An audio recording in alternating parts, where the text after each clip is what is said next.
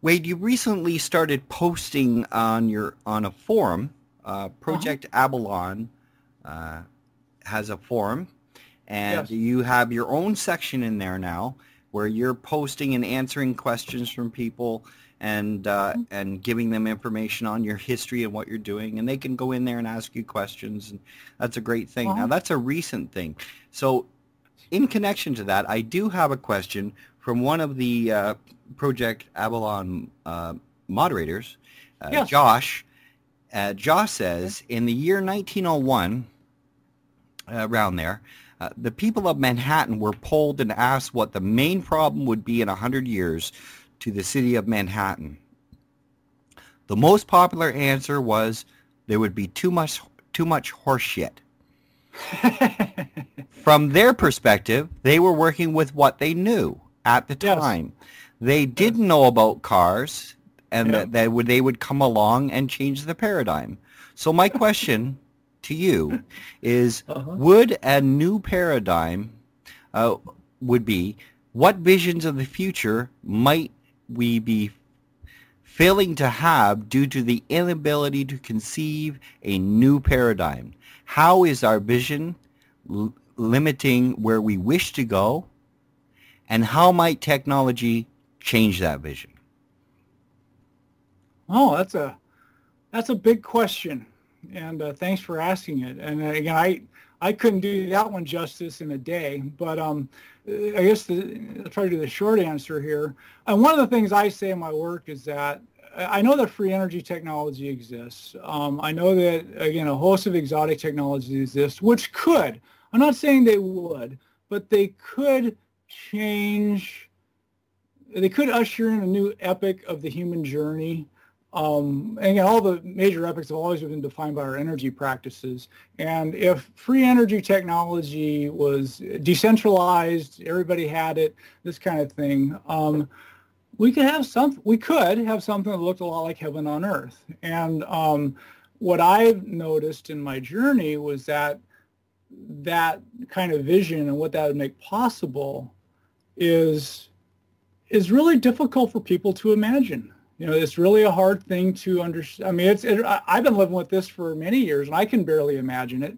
And so I'm sure that people who've never even heard of free energy, they don't know any idea what I'm talking about. You know, and so anyway, I think and I hope I'm not.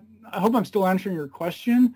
I think if we can't, my perception is if we can't imagine where we can go, then we're probably not going to get there, or at least, you know, we're not going to get there in a conscious way. We may stumble forward that way, but what I'm trying to do is get us to where we're more consciously imagining where we can go, so maybe we can go there.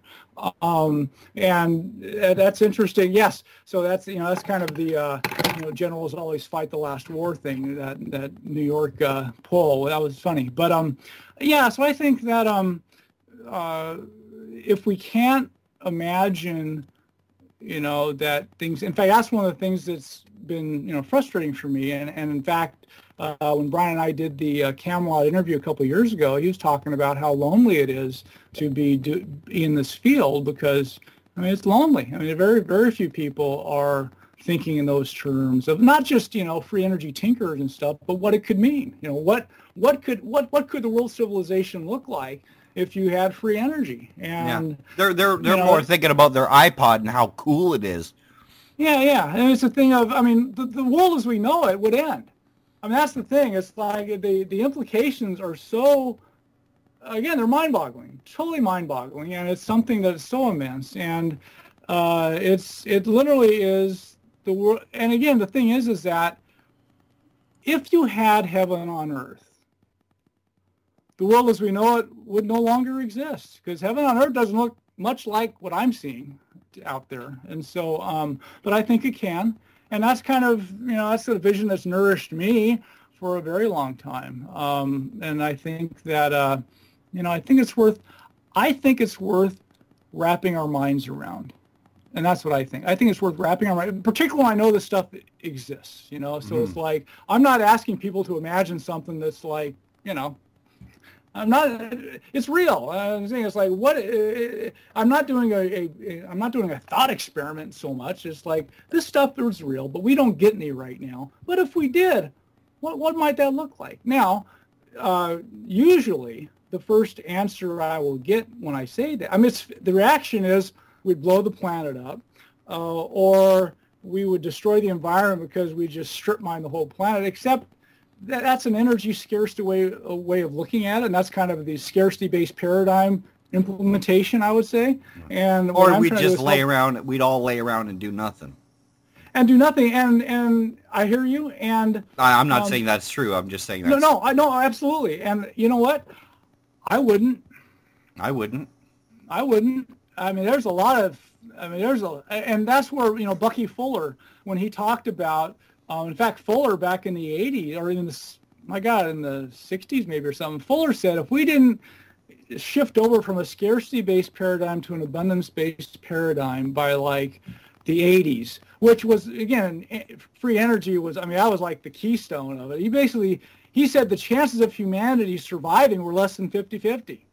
And then he was saying that if we didn't solve this thing back in the 80s. Now, here we are, we're in the, what do they call, I don't know what they call this decade now, but anyway, here we are 30 years later and we're still around.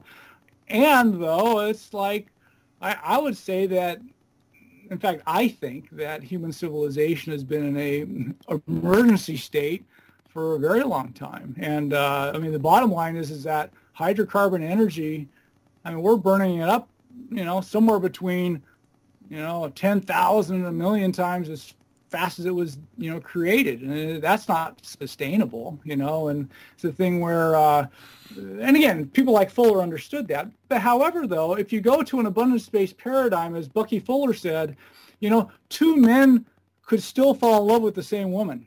You might have a problem there. But what Fuller thought was that humanities would no longer be concerned with survival, but self-realization. And if you think, it's kind of like going up Maslow's hierarchy of needs, I suppose, but he's kind of going, we could go a few steps up that to where we are, more into self-realization than survival. And what my experience has been is that when I float out those ideas, how to say it, the gulf between what that could be in our daily lives, it's just, people can't handle it. And it sounds like Star Trek or something, and it's so far outside of what they believe is the realm of the possible that it's just crazy.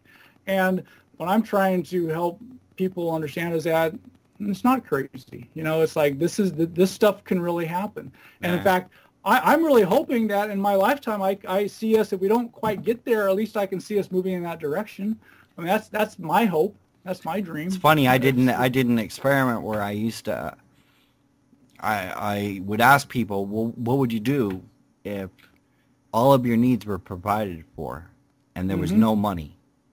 Yep. No money existed. There was no exchange, nothing. Yep. And the number one answer I got in return was, I don't know. Now, some people said, I've always wanted to write, I would write. Some people said, well, I've always wanted to I would volunteer. I would just volunteer my time. No, but I'm telling you, the number one answer was, I don't know. And how to say it, I'm going to try to say this in the most positive way, but what you just described is a big reason why we don't have it. Yeah, the people are stuck in the paradigm to the point where the paradigm defines them. Yep. So that would be their answer. I don't know. Okay, exactly. We got to wrap up this week's program. This has been Spectrum Radio Network on Station 2, talking to Wade Frazier, and we'll talk to you guys next week. Bye, Tom. Goodbye. Bye-bye. Take care, Wade. Thank you. It's been enjoyable.